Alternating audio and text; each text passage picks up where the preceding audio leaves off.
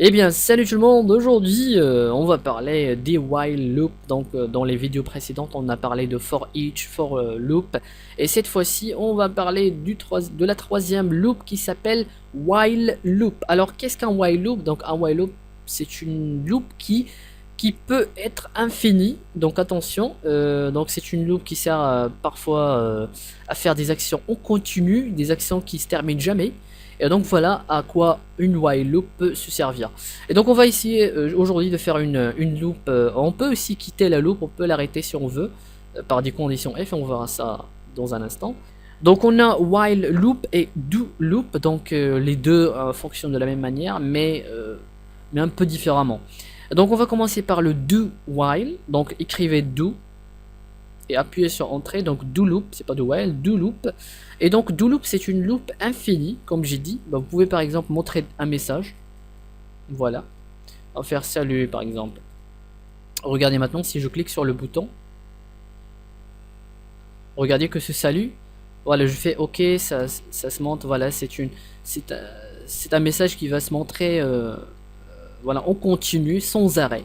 Voilà, je fais ok, ça se montre toujours, il n'y a pas un break comme on l'appelle, on ne peut pas s'arrêter, cette loop est inarrêtable. Voilà. Et le seul moyen pour arrêter ces loops, c'est d'arrêter l'application depuis Visual Basic. Alors ça c'est pour do loop, voilà, comme j'ai dit, ça sert souvent à faire des actions en continu qui s'arrêtent jamais. On va maintenant travailler avec le while loop, donc le while, ça fonctionne de la même manière, mais une while vérifie toujours une condition, c'est-à-dire qu'il va s'arrêter une fois une condition s'effectue. Par exemple, on va faire tout d'abord, on va déclarer une variable de type integer, on va faire dim numéro égale à 0 as integer égale à 0. On va faire do, on va pas faire do, on va faire while. Donc while, si on a traduit en français, ça veut dire tant que numéro est plus grand, enfin, tant que numéro est moins de 20, continuez à tourner, continuez à louper. Voilà, continuez à montrer ce message. On va faire salut.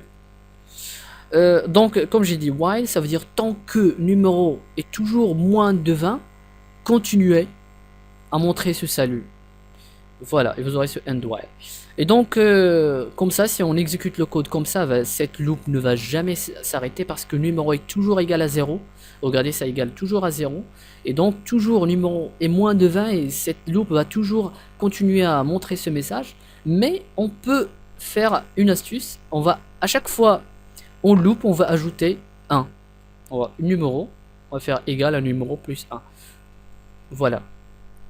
Donc ici, à chaque fois cette loop tourne, on veut ajouter un numéro. Donc numéro égale 1, 2, 3, 4. Et donc une fois le numéro il va égal au plus grand que 20, la loop va s'arrêter. Parce que cette loop est, bien sûr, il tourne tant que numéro est moins de 20. Et regardez maintenant, enfin 20 c'est un peu long, attendez. Voilà, on va faire 5 tout simplement.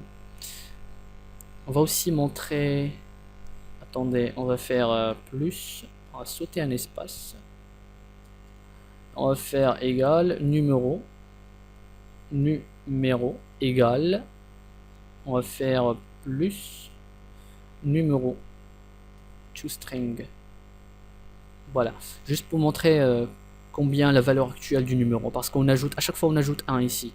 Et donc regardez maintenant, voilà, je clique, hop, salut, et le numéro est égal à 0. Maintenant je clique OK.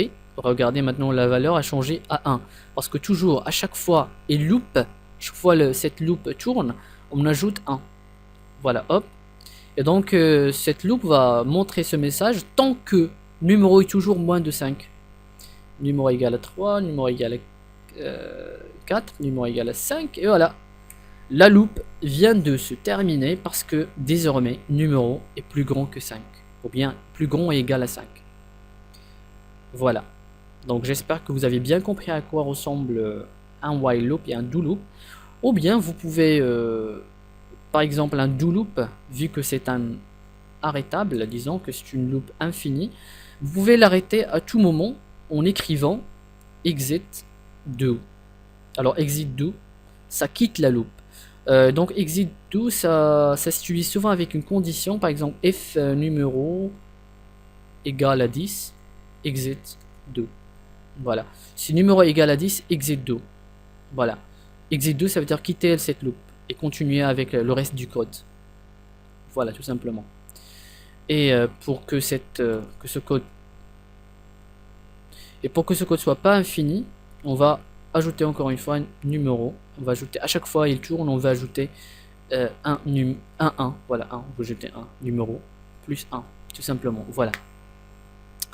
Et voilà, donc j'espère que cette vidéo vous aura plu.